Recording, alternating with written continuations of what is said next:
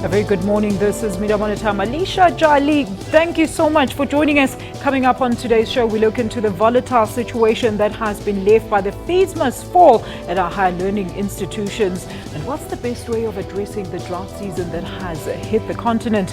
The DA is still convinced that incoming public protector used to be a spy. And lastly, we revisit the Bisho massacre as we ask what lessons can be drawn from it. But first up, it's 900 hours Central African time. These are the news headlines. A search for several illegal miners who are believed to be trapped at an old mine in Langlaagte, south of Johannesburg, will begin this morning. Today marks the 15th anniversary of the U.S. terror attacks where nearly 3,000 people were killed when 19 Al-Qaeda suicide bombers hijacked 4 passenger jets, crashing them into the Twin Towers out in New York.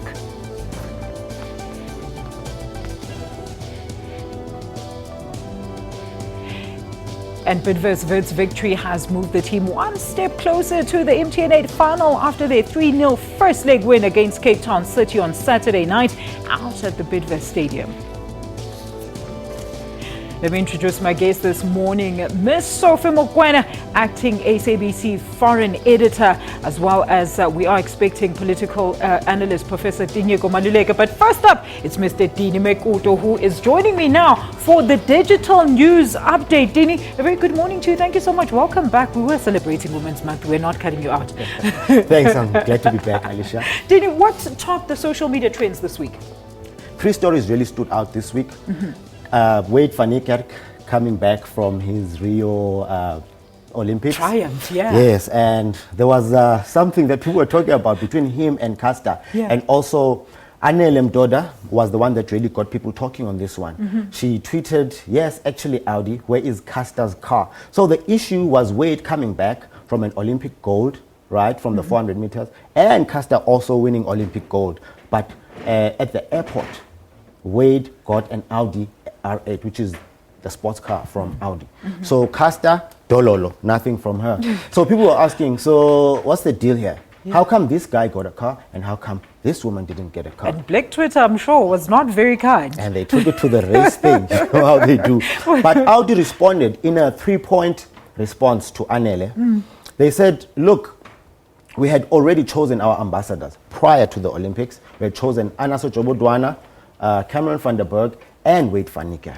And Wade got an Olympic gold, and he broke a long-standing Olympic record. He, he smashed it into pieces, and this was a record by Michael Jordan. Absolutely. So that's how they justified how they gave Wade the R8. Caster is not a brand ambassador for Audi, so there is no way they're just going to say, yeah, she broke this, so, let's give her. That's not how corporate works. What other stories were trending, Did? And then there's the issue of another car brand, BMW, with an iconic South African female making moves. And women keep making moves even past Women's Month, So this elderly lady, Esther Mahlangu from Kwandebele, she designed this 5 Series back in the day in 1991, 25 years ago. And they used it as part of a BMW advert, right? And now, 25 years on, at the age of 81, she has also done another thing with BMW. She has now designed the cockpit for the latest 7 Series. So she's got the Ndebele design going there. Florence Masebe spoke about this. What she was really talking on was how South Africans have a tendency of not appreciating the talent of their people. And we have these corporates from Europe appreciating these people. And this is not the only thing that she's done with these big corporates, Mamu Esther. She's also done something with Belvedere, which is a vodka brand. She's also done stuff with British Airways. Yet she's not getting the recognition she deserves. And I just hope they're paying her very well, because this is stunning work. Mom Sophie, what do you think about this? I mean, what a great achievement. Your initials inside, I can see there in the dashboard, it says EM. Yeah. It clearly marks a statement there. So if you're owning one of these, I mean, wow. I think you just spoke about Wade van Niekerk and Caster on the Audi.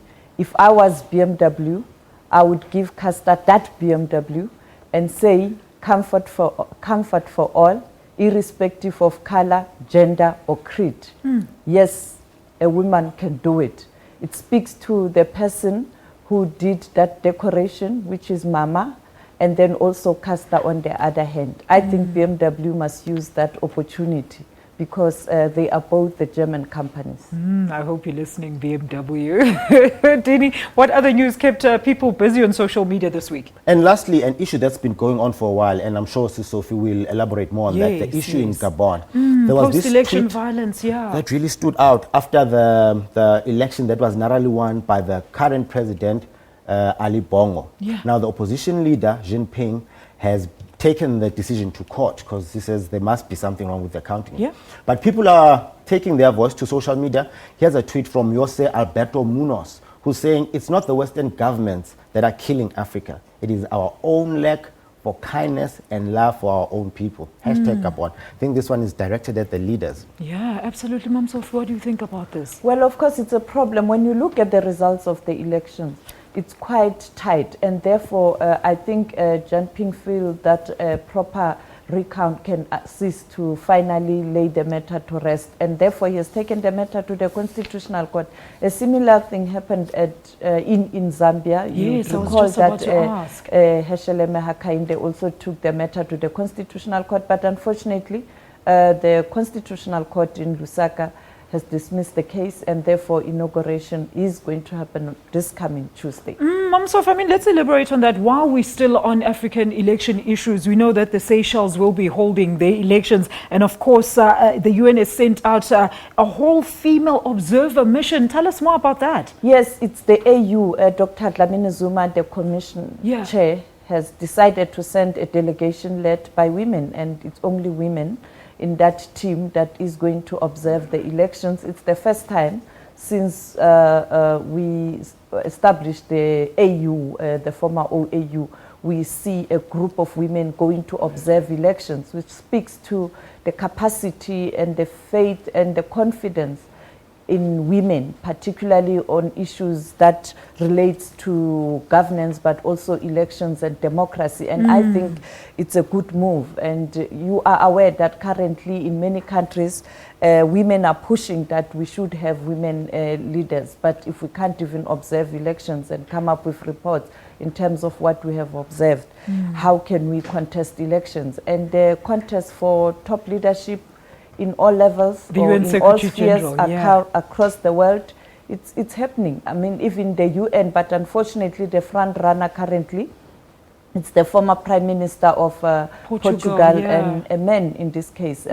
The UN women tried everything to ensure that we have a woman as a candidate. Even the outgoing Secretary General tried, but unfortunately, I guess it's still the men's world. Odi has demonstrated. Let's wrap this up and let you go What before could be it trending? becomes a men's world. What could be trending this week is 9/11, which is today, the commemoration, of the terror attacks. You had spoken about it earlier, and the U.S. pastor's visit.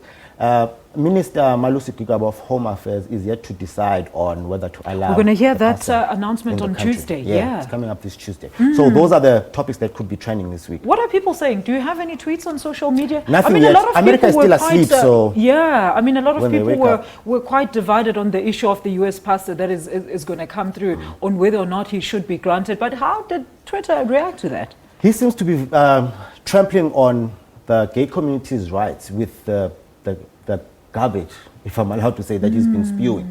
And South Africa is a champion of human rights, and they are saying, this guy, we don't know if we should allow him into the country because he seems to be insulting a lot of people that are part of this country. Yeah, You know, absolutely. Thank you We'll see so how much. that one pans out. All right. Mom Sophie, do you want to add anything on that one, on the Well, pastor I coming think through? this comes down to our constitution. Our constitution doesn't discriminate. Therefore, I think it's going to be a difficult one for Minister of Home Affairs. But I think South Africans have a right to express their views or disagree or agree. You also have people in this country who may share the same views with the pastor. But the reality is, looking at our constitution, it doesn't discriminate on race, gender, color or creed. Therefore, I think those who are against him visiting our country are within their own right to air their views, and all views must be respected. And what better ways to express themselves than on social media, which is unregulated at that point. Didi Mekoto, thank you so much. Hopefully we'll see you again next week. He was joining us with the latest in your digital trends throughout this whole week. We're going to take a quick ad break. We're back with more Media Monitor shortly after that. Do stay with us.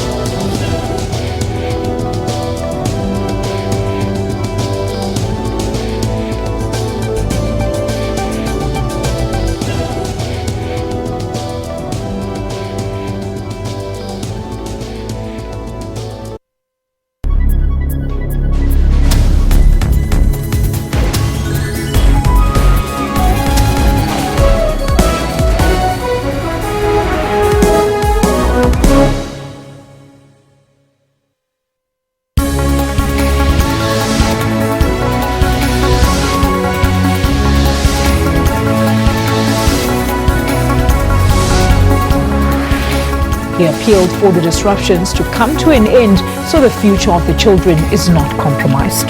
The union said the latest offer by Eskom will condemn its members to poverty. Samples from the 2012 London Olympic Games and 2014 Sochi Winter Games will also be retested. Stay tuned to News Today at 3 p.m. from Monday to Friday on SABC News.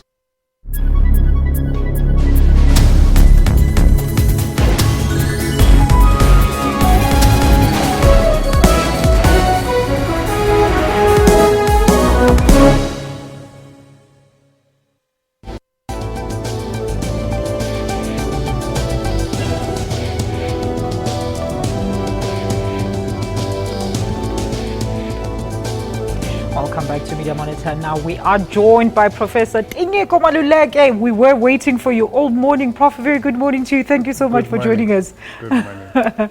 All right. Well, alleged rumors of looming fees hikes sent University of KwaZulu-Natal students on the streets. The violent protest saw some students being arrested, buildings torched, and a suspension of academic activities, among other things. Our reporter Simpiwe Makanya compiled this for us. This is what the Zulu King is calling for an end to. Damage estimated at millions of rand allegedly by students. King Goodwill Zwelithini wants more dialogue to put an end to such violent protests. He's called for students to engage in peaceful demonstrations. Property belongs to them. It's for your grandchildren to come, as it has been left for you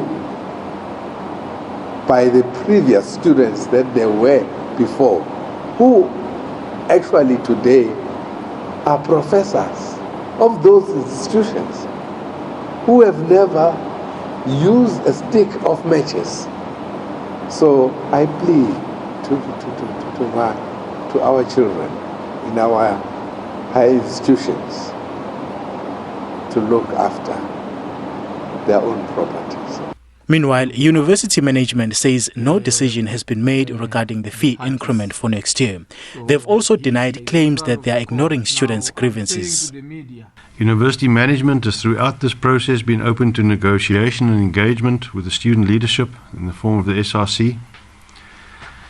Students have chosen to engage only with counsel on some sensitive issues. However, our doors continue to remain open for discussions into the future. A meeting between the University Council and students will take place on the 19th of September. Simpiwe Makanya, SABC News, Durban. A worrying trend indeed. Prof, what do you think about the latest developments?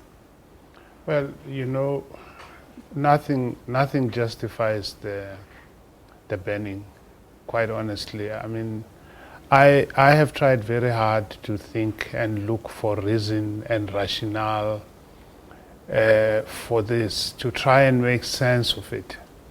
I must say that I haven't been able to make sense of the banning, especially the banning of buildings, infrastructure. What do you gain from burning a library? So there is something wrong there. I am open to persuasion. If someone has a good reason for it, perhaps they should explain it. It's not apparent to me. What I think does make sense is concern about the talented student who, only because they cannot afford fees, are unable to study. That concern is a valid one. I think the issue of free education is what the commission that the president has appointed is looking at, and one must hold their thought and wait for that commission to speak. The other thing that is very clear is that universities have spoken out through Universities South Africa and through the CHE that without some kind of injection of fees of at least 8% of their current budgets, they are going to have it very, very hard. Those are the facts on the table. But as for the banning, I really don't understand it. You know, this issue was debated, Mamsof, in the National Assembly this week on the request of the IFP, and it did come out that government is currently spending 9 billion rand towards the NSFAS funding, and they're saying that you know, they condemned the torching of building school infrastructure. They were saying that the money that now is used to repair the schools could be the money that is used for the poor and suffering students. Yes, I agree with Professor. I mean, there is no justification for destruction of property, even though the concerns are valid. I think what we have to learn as a country, but this starts in our smallest unit, which is home or family. We have to teach our children that as they protest or as they air their views, we shouldn't engage in the destruction of property. But they must continue to demand what is important for them, which is education, because without education, indeed, our country is doomed for failure.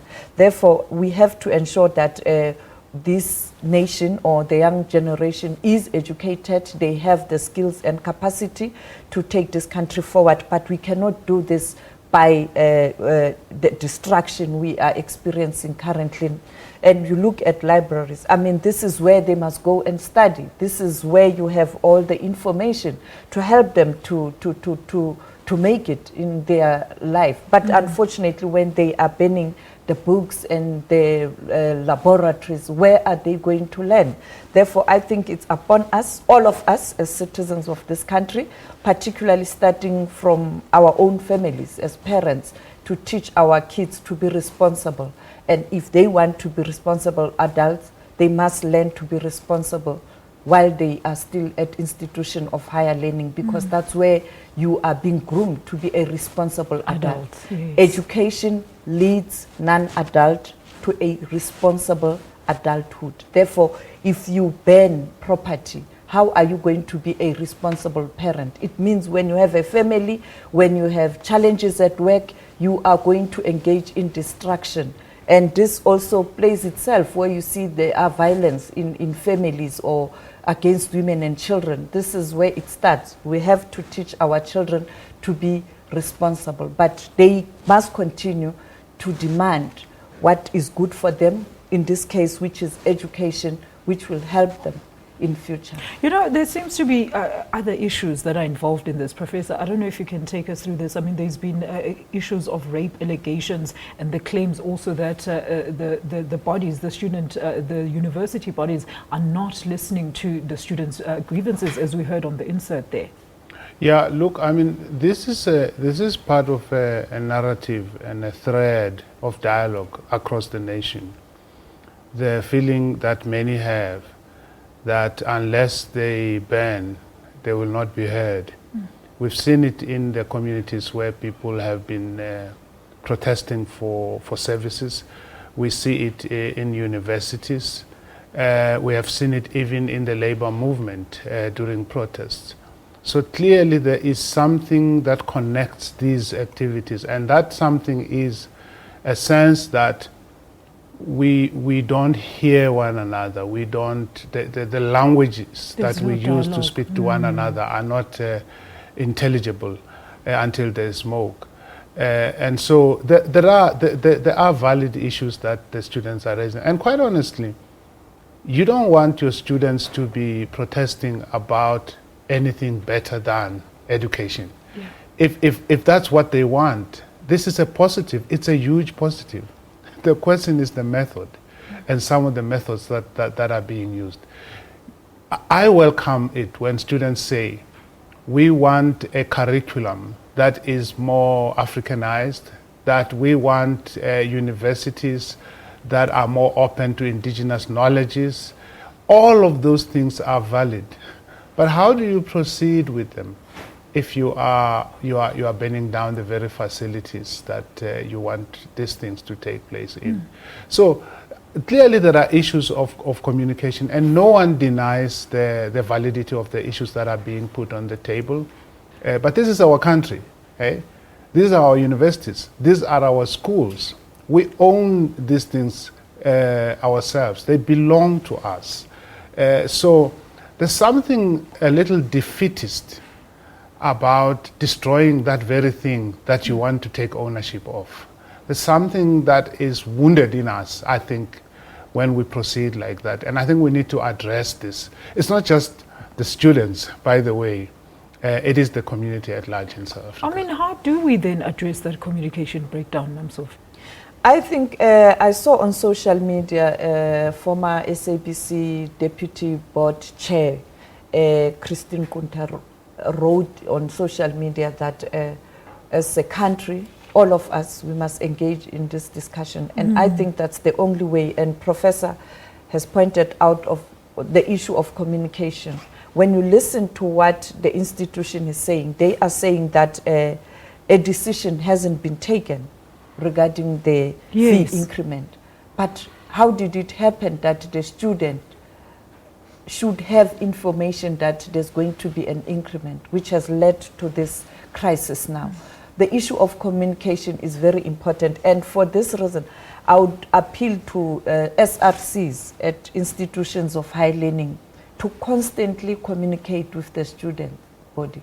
Because when I was at the institution of higher learning, the College of Education, I was an SRC. And we used to communicate constantly with the students when there were issues. And I think that's the only way to address the problems at institutions of higher learning. Communication. And people must talk, so that we can find one another. All right, well, that's where we leave it on that matter. We're going to return after the break with more Media Monitor. Do stay with us.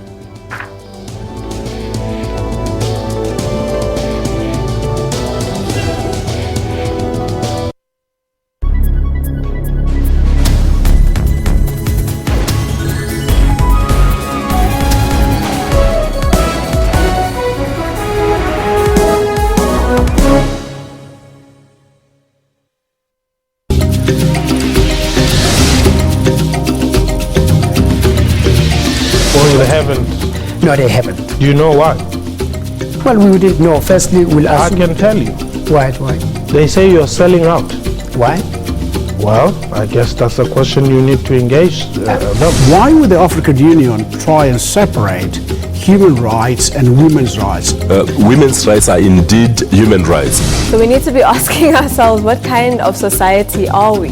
What kind of family structures do we have where fathers turn on their daughters? If a policeman, is seen to be accessing psychological services, couldn't that be seen as a sign of weakness? People are waiting for somebody to discover them. Absolutely. And that's not everybody's story, am I right? I mean, there's so many of us who can be the best and stars, but you can't sit there and wait for somebody to say, I think what you're doing is great. Which are so different to his past. I really wish I could say thanks to him. And mind you, I'm the man.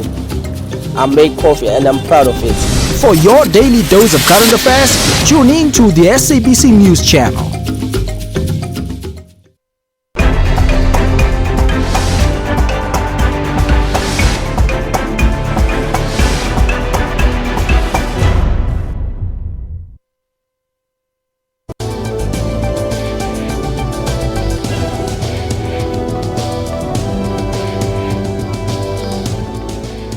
This is Media Monitor. Welcome back. Well, farmers are feeling the pinch caused by the drought season that has sparked the Southern African region. On Wednesday at the Green Revolution Forum, over 400 billion rand in pledges was raised to boost agriculture on the continent over a period of 10 years. Minister of Mineral Resources Mosebenzi Zwane says government will not declare state of emergency as solutions are being sought to deal with the impact of the drought season. Minister of Water and Sanitation on water shortage has more on this clip. Through bad planning, we're sitting now as a country with a loss of water to the tune of 7 billion rands per annum. Had we planned properly, we could not be in that particular situation. We use drinkable water for sanitation. Is that the right way? We need to explore groundwater. We need to promote rainwater harvesting. We need to make sure that our stormwater drainage system doesn't just take water away from where it is coming from, but it actually redirects it to another space where you can be able to secure that water. Therefore, planning becomes quite critical. So we are not in a state of emergency yet, Prof? Yeah, it never rains but pours. And this time it was a drought. I mean, no sooner have we seen a glimmer of hope in our economy, then we come to realize that we're actually facing a very serious drought situation in the region. And in this country, there's already impact on our water resources, for example. The economy has not been performing very well. This is the worst news that could happen if indeed this drought does come out as is being predicted. And the causes of it, climate change, and the severe neglect that Southern African countries have given to agriculture as a science and as an integral part of our economy, focusing perhaps too much and too long on the mineral resources without looking at the role of agriculture and supporting it, and especially supporting the local farmers. Do you think it's because of poor planning, Ms. Sophie, as the minister said there? How do we plan for a drought? I mean, a drought is a drought. I think the issue of climate change is upon us, and we really have to plan in terms of how we deal with that. And as the report has indicated, we are again experiencing poor raining focus this coming months, and therefore it means we'll continue with the problem. And that is why we see that most of municipalities around the country, or many municipalities around the country, have started with water restrictions, which is a way to address the issue. But I guess the issue of planning is critical. The AU has established a committee that looks at warning systems for all these disasters, and I think that's the only way to go. Every country must have a committee or a group or an institution that looks at that, so that come the challenges we are facing, we should be able to say this is the impact and this is what's likely to happen, therefore we can plan better. And I think the issue of water restrictions, it's one way to address the problem, but we still have to do a lot in terms of ensuring that we plan better for the climate change. I mean, 70% of the African economy actually depends on agriculture. Let's talk about the effects of the drought now on the continent in terms of food security as well as employment, Prof. Well, I mean, that's it. I mean, food security will become food insecurity if it hasn't already, because with a drought, it means that the poor will not be able to feed themselves, and the rich will have to fork out a lot more to pay themselves, and a low intensity conflict may begin between those who can purchase these very expensive commodities, which are irreplaceable, such as water, and those who can't. So the urban-rural divide, we are also going to see that very, very clearly. We talk about water restrictions. What water restrictions will help people in the rural communities when the local river and the local fountain has dried out? Has dried out. So this is quite serious, and perhaps those who have predicted that in the future the wars will be around water, may have spoken a word of truth there. So the impact is going to be huge nationally, regionally, and I do believe that we can plan for a drought. We can assume that there will be a drought sooner rather than later. What do we do? And therefore, in terms of that, we make sure that the way in which we trap water, for example, is improved. We make sure that the focus, the scientific focus on agriculture and its role and innovative agricultural methods are focused on, both in terms of animal husbandry, but also in terms of farming, because there is a meeting point between technology and agriculture that has yet to be explored fully on this continent. I think the water leakage, we have to address that, but also we can use the boreholes. And the other issue is that we should be careful, because this is going to increase food prices. Therefore, it's going to be very difficult economically. It's going to affect an ordinary consumer. Let's talk about the fact that, the recent water summit, I think, took place in Geneva. Some of the solutions that were taken there, how long before we see them come into effect in terms of, trying to save that sewage water and making sure that you re-purify it? Yeah, that's part of the technology nexus that I was talking about between agriculture and technology. Water purification is one area. The science of crop breeding, for example, so that you produce crops and seeds that are more and more able to withstand the difficult conditions. The evergreens. The science of animal breeding also, which make them better adapted to more and more difficult conditions. So there are a few avenues that science has already opened up. I know that wheat production, for example, there is a burgeoning science around how to produce more varieties of wheat, more resilient types of wheat and maize. I know the debate is not closed, but these things are worth exploring more and more, as climate change shows us that it can impact whether there is food on the table or not at the end of the day. Mom Sophie, do we need the African leaders to take a harder, firmer stance when it comes to talks and debates around climate change? I think, as I indicated in January this year at the AU, there was an announcement made in terms of the committee that's looking at the warning systems. I think that's a way to go, but also for leaders to lead by example. These issues, they must always make sure that it's part of their priority in terms of what they are doing in their respective countries. Therefore, leadership is needed. All right, well, that's where we're going to leave it with the drought discussion. We're going to take another quick ad break. More Media Monitor shortly after that.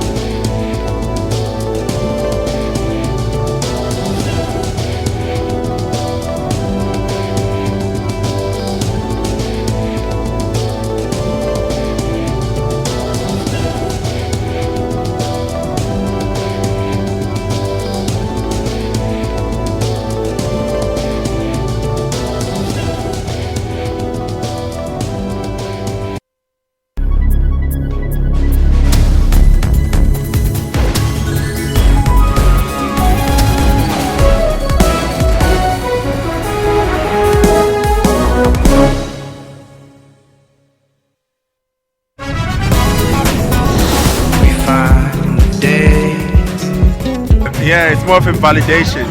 You know, it's more of like, okay, you're on it. Because it's been a dream and a goal from the beginning, like to get here. The fact that the rest of the world is actually acknowledging the amount of work we put into, into music as Africa as a whole, I think it's fantastic. It's a big one for South Africa too. The School of Ballet in Nigeria has changed many a mindset in dance. Saw it a lot on TV and we looked at it like something that probably could not be taught to us because we thought it was like a white man dance or probably something it's their culture now, but it actually taught me that it's not just about culture because dance is a language. For more arts and entertainment news, catch Trends every Saturday from 12 to 1.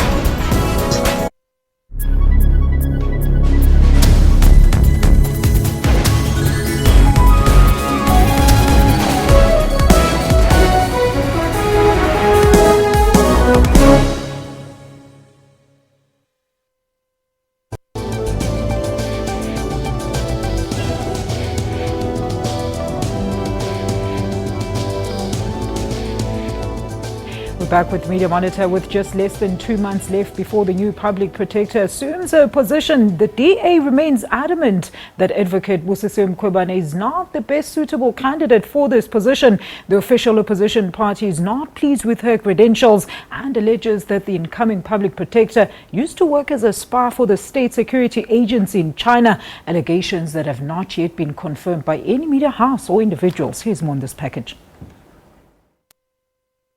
Simple advice is stick to the purpose of the office as defined in the Constitution, which is to protect the public and nobody else, to investigate and to report all forms of improper conduct in state affairs and take appropriate remedial action. Another advice is always take the team on board. These are men and women who know what they're doing.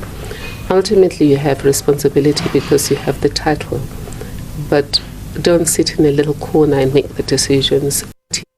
Listen to everyone, and when a decision is made, it should have been influenced by a debate that is marked by professionalism, that is marked by being purpose-driven and committed to the mandate. Interesting, very interesting. We saw, of course, the National Assembly did approve Advocate Bisho Mkhwebane. But what's your take on the DA's stance on the matter?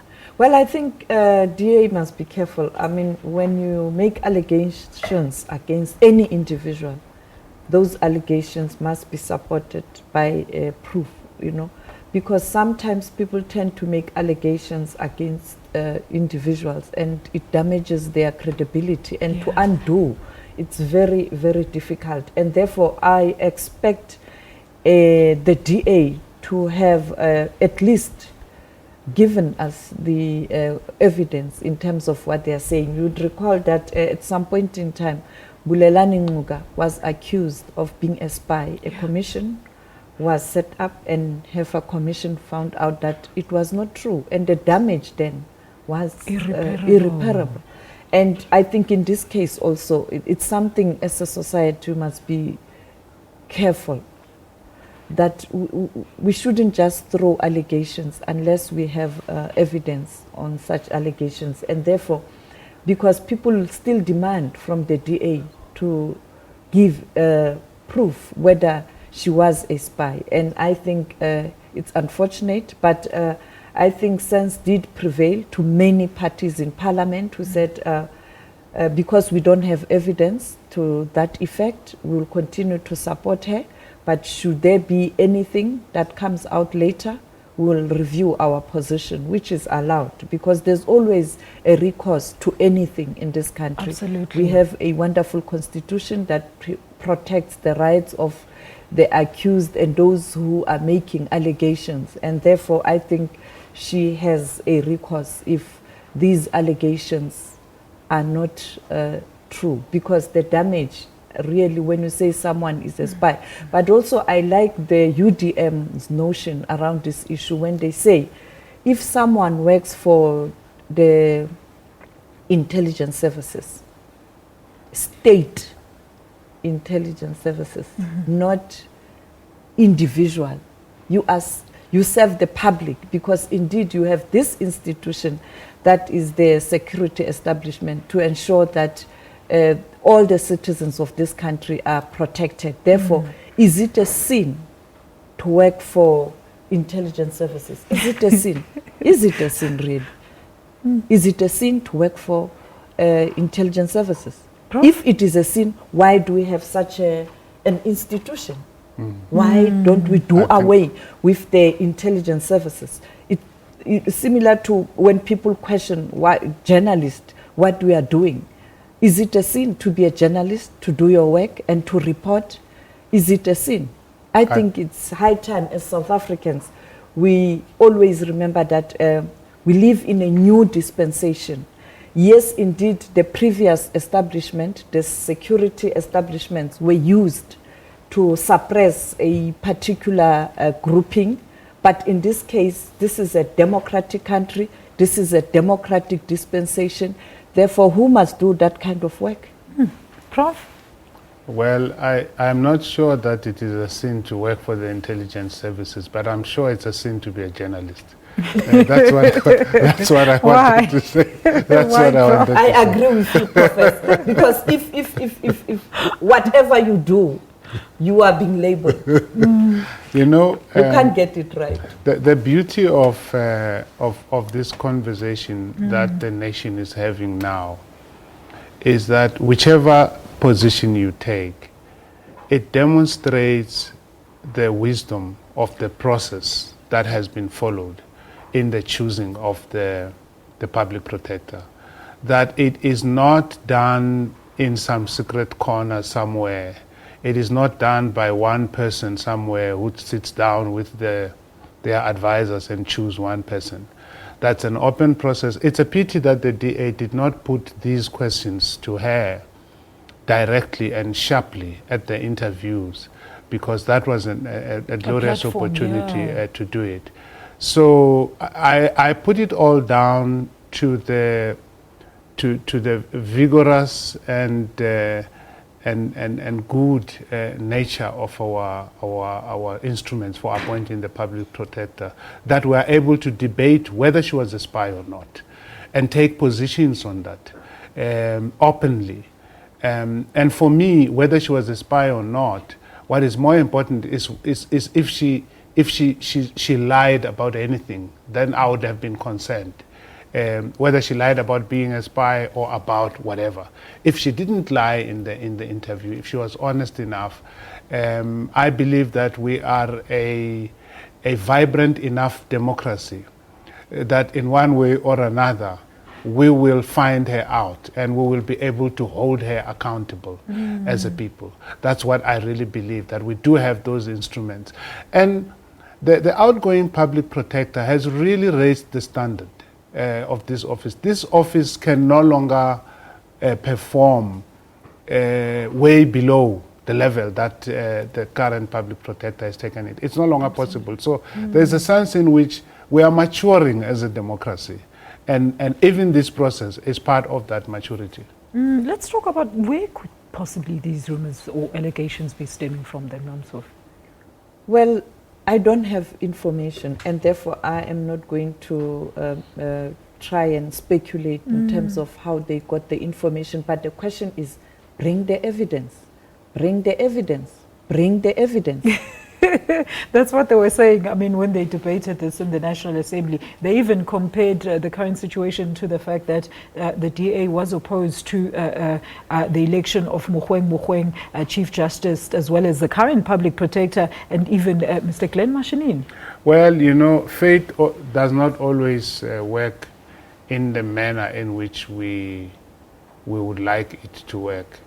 I mean, the current public protector was not expected to have been the kind of public protector that she was. Yeah. So I think we must have a little bit more faith in our systems as a people.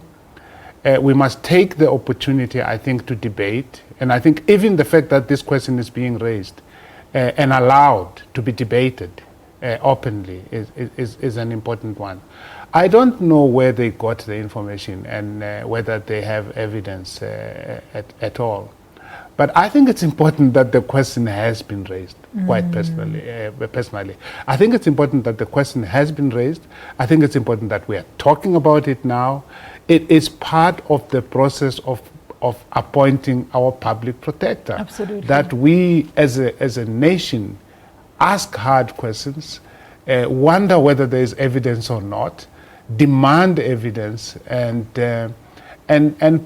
really subject the candidates to scrutiny. This is what it's all about. A very quick one, Mamsov. I mean, they also brought up the issue of the fact that they believe she's not the most qualified candidate out of the group of 5 that was, shortlisted. Well, that's what they say, but many other political parties agree that from their perspective, she was the best. And if you were to borrow the leader of the EFF, Julius Malema, saying he's a young woman, and they were impressed in terms of how he responded to the questions when he was interviewed. And also the fact that sometimes this thing of experience, we come from a particular history. And all the time, we must take into consideration that background, particularly for a black woman. Black women was always sidelined. Therefore, it's very difficult to find black women who are at a particular level or equal to their counterpart or the men because of a particular background. It might be in terms of profession in particular. You know, patriarchy has been there, and it will be difficult. But if we want to build an inclusive society, nation, we have to find a way to bridge the gap. All right. Based on if a person is committed to do good, or she is willing to improve or to work hard to improve and to learn. All right. And we must just give people support because we come from a particular history, and at times it will be very difficult to find a person with 100 years of experience. Sophie, let's leave it there and take another quick ad break. We're back with Media Monitor shortly after this.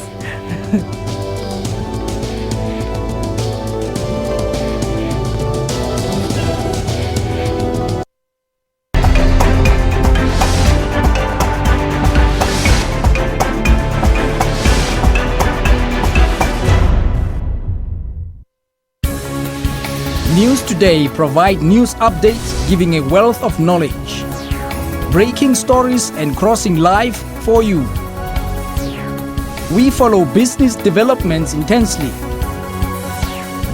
Experts and analysts tackle all challenging issues for you.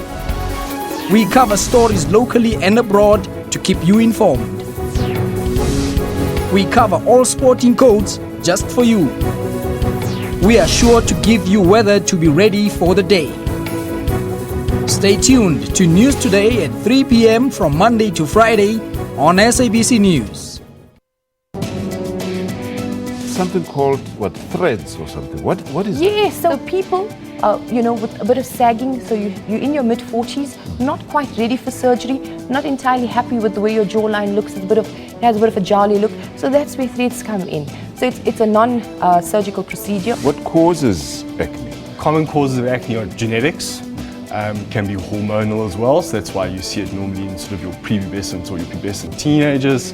There can be social causes as well. Varicose veins versus spider veins. Those large, big, tortuous blood vessels that run down your legs, those are varicose veins. They're typically more than 3 to 5 millimeters in size. And then those very thin, fine, thready veins, and they can be a variety of colors, purple, blue, red. So those are the spider veins. Join Health Talk every Saturday for all your health news.